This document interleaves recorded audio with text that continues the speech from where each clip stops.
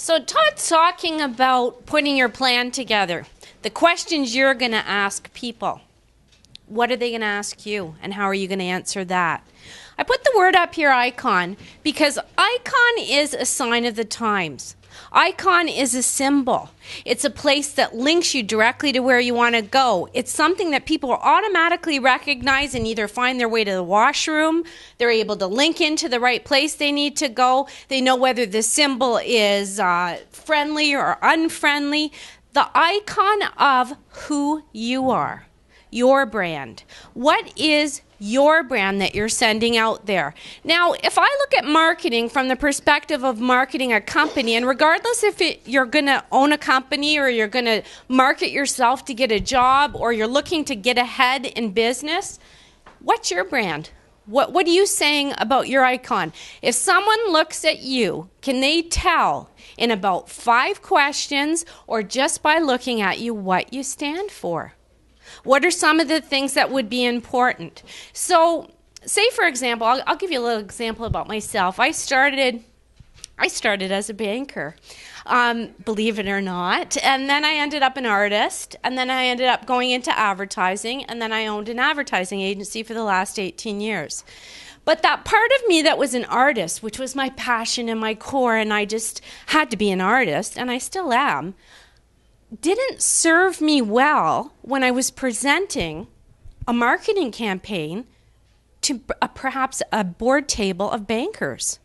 So to go in looking funky with kind of curly hair and really excited about what I was presenting, I knew my stuff, I had done my homework, I had been everywhere I needed to be, I did brilliant creative, but when I stood there, what was I missing? They looked at me immediately and maybe thought, pretty artsy girl, but we wonder, how much is she in keeping with what we're doing? Over the course of the 18 years, now this was in the first part of my career, I quickly realized that I am my icon, and each one of you are your own icons. So if you are looking at who you are, and if you were a company, I'd say to you, you need 5 key messages. You're out there asking these questions to people you meet because you want to network with them. You're saying to them, what do you like? What do you do? How do you think about this?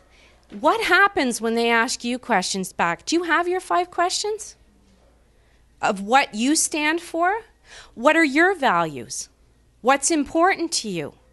When you walk into the room, does your brand say, I got up early, I'm not walking in here late, I had the time and the foresight to get dressed appropriately, to have the right package in my hand when I walked in. I have my pen with me. I'm ready to hear what you have to say. I'm alert and I'm present.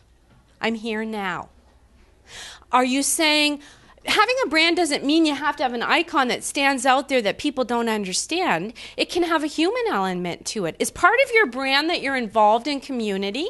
Is part of your brand that you're part of a network that links with other people and that you're known for forming strategic alliances or forming places where you can reach out and help other people? Someone mentioned here that they were interested in the not-for-profit sector.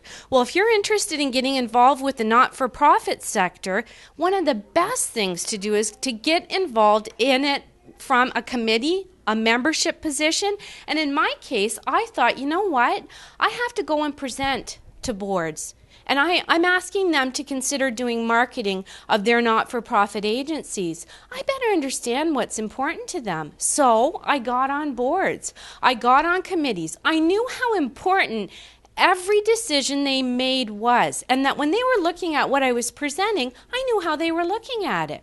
So it gave me an advantage of having a better relationship with them. It's all about getting to know who you're working with. But if part of your brand is that you're community driven, that people can know who you are and know where you've been involved, that you're connected, you're committed, you show up for the meetings, that all builds a part of your brand. So find 5 things. Write them down. Write down what it is I stand for. Is it community?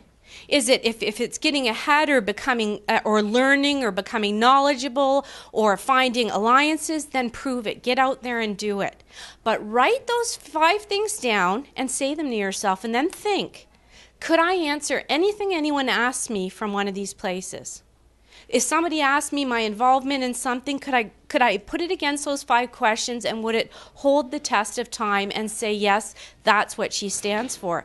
The reason for this is because when other people are out there talking about you, at the end of the day, people do business with people they know, they like, and they trust, period. Regardless of the sector you're in, whether it's automotive, whether it's education, whether it's accounting, if people don't feel they know you and can trust you, they aren't going to do business with you. They aren't going to promote you. They aren't going to put you forward in front or refer you to anyone else. So know who you are so that you can communicate that out to them and be sure of what that stands for. So write your 5 things down and look at them daily and measure it up to when you're up against a challenge and say, what would be important to me in this case? And is this a part of what my icon is? So when you see the Nike swish or swoosh or you see someone's words that stand for who they are, that image should represent, when you look at you, what you are. Can we go the next? Thanks. What is that message? What is the message that you're sending? So those 5 things then should be crafted into a message. And make it a commitment to yourself. Set it up in your goals that Therese and Todd are talking about when you're looking at setting up your career or your next job or your opportunity of what you could go forward with. How can you position yourself differently to get to where you want to go? Okay, the next, please. So your mission. Now you're out there and you're deciding where you're going to be. How are you going to find out about where it is that you want to be? Are you going to do the research? And if you're doing the research, how does that measure up? Where is there opportunity? So if you're thinking creatively about what best matches with you, and if you're doing what you like, it's going to show. So when you're getting involved in anything that you're doing that's going to support your brand or your icon, is it something you're passionate about and that you enjoy?